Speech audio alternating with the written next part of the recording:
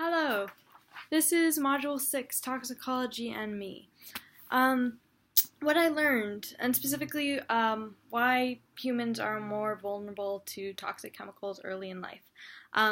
Basically, their organs are still developing. So they're like young developing splitting cells are a lot more easily harmed than mature cells, so that harms people who are younger more easily. And then also during the first year of life, it can be hard for the liver to metabolize toxins, especially hard. So that's why younger people are more vulnerable. Other subpopulations who are more vulnerable to the exposure to toxins would be the elderly, because they have a decreased ability to metabolize toxins, and also there's a difference in the reactions of females and males to toxins. This sort of goes along with it's the dose that makes the poison, because say a female is smaller than a male, they'll have different reactions to the same amount of a certain toxin.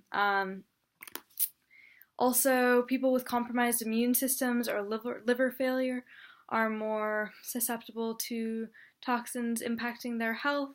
They aren't able to fight back as easily if they become sick. Similarly, people with individual health problems are more susceptible oftentimes to being at risk for getting illnesses due to toxic exposure. My personal experience in terms of what personal changes we can make in our lives to reduce our risk of cancer, I suppose you can look at what you're eating more, what chemicals you come into contact with, and try and be more purposeful about what you're putting into your body and what you're consuming. But really, it's very difficult to counteract the effects of where you're living, which has a major, as we've been learning about, it has a major effect on how much toxins you're being exposed to. So where you're living is definitely a huge part of it. I guess you can also sort of take care of your liver, because that's the biggest metabolizer. So alcohol hurts the liver. We already know this. That goes along with watching what you put in your body, but try and keep your liver healthy so that you can continue to metabolize the toxins that you are inhaling and ingesting and the rest of it.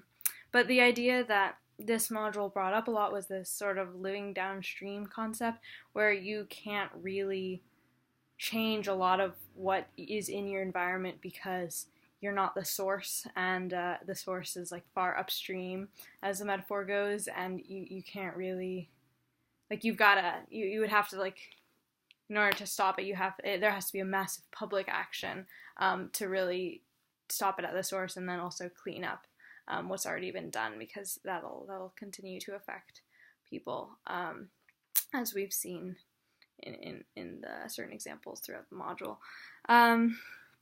My perspective as to whether or not scientists should speak out publicly about their findings, if their findings could have like a particular social impact. Some people believe that scientists should speak out, but other people think that scientists only have the responsibility to conduct research and publish their findings. My personal thoughts are, yes, they should speak out, they must speak out, they have a moral obligation to. I think that if you are conducting research, which has the potential, this research has the potential to help billions of people, you have to do that. Like, you have to help them.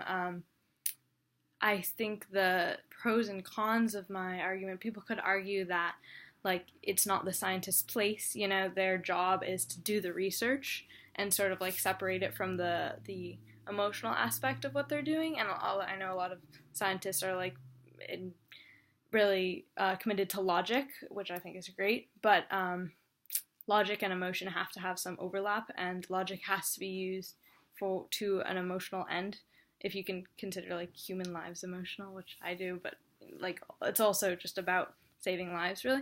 And I guess the pros of my argument are are that you would save more lives. Like, yes, it's going to be difficult for the scientists. I'm like putting a lot on them, but I think that they are more morally obligated to do it. So in conclusion, most important takeaways from this module, I would say, is that dose makes the poison. That was a really interesting concept for me. The idea that my friend and I can sit down and drink, I don't know, a toxin, a cup of coffee, and it could have completely different effects on us because my friend is 6'4" and I am 5'4", or because my friend is, maybe he's a little bigger and I'm not, or something like that. The mass really affects it affects the how it affects you.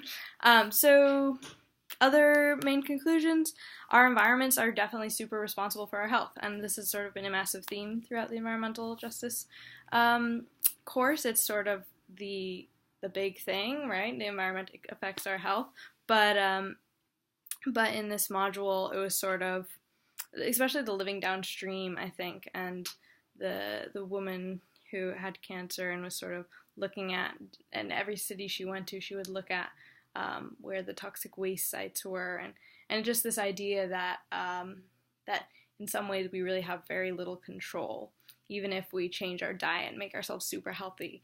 The idea that it's all upstream it's difficult to deal with, and it's very interesting and sort of changes the way I think about other modules as well. Okay, in my picture you got a person in a hospital, heart rate is going down, they're sick, and of course the chemical plant in the background. Thank you.